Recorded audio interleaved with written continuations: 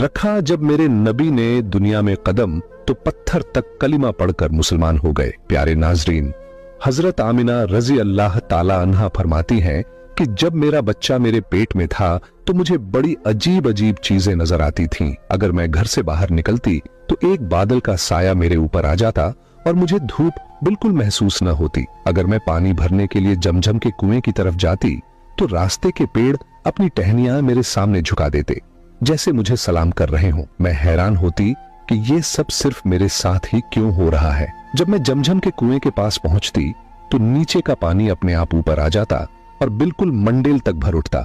फिर मैं अपने हाथों से ही बाल्टी पकड़कर पानी निकाल लेती। मक्का की औरतें मुझे कुएं के पास रोक लेती और जाने न देती।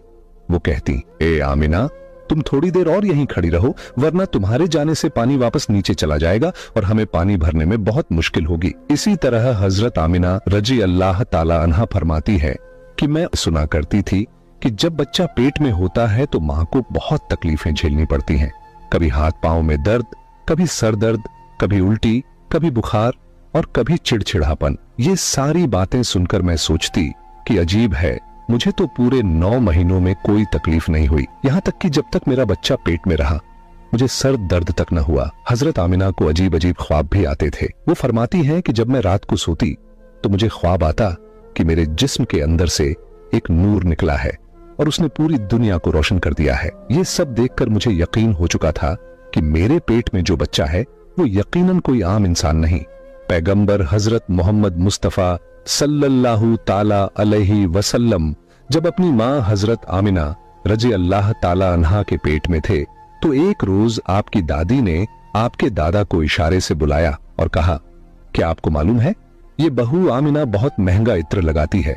मैं तो परेशान हो चुकी हूँ, आप जरा आमिना से इस बारे में पूछिए। ये सुनकर आपके दादा ने कहा, इस बारे में तू ही पूछ लेती, तूने क्यों नहीं पूछा? तो आपकी दादी ने कहा, मैंने कई मर्तबा कोशिश की, लेकिन जब भी मैं आमिना के सामने जाती हूँ तो उसका नूरानी चेहरा देखकर खामोश हो जाती हूँ। आमिना के चेहरे पर इतनी चमक आ गई है कि मैं कुछ पूछ ही नहीं पाती, आप ही जाकर पूछ लीजिए। ये सुनकर आपके दादा ने कहा, तू औरत जात है, घर में रहती है, लेकिन मैं मर्द हूँ, घर से बाहर निकलता हूँ, मक्का में कुरैश का सरदार हूँ। जो भी मुझसे मिलता है पूछता है, ऐ अब्दुल मुत्तलिब, तुम्हारे घर से इतनी इत्र की खुशबू कहाँ से आती है? और हाँ, एक अजीब बात यह है कि इत्र की खुशबू वहीं से आती है जहां आमिना जाती है।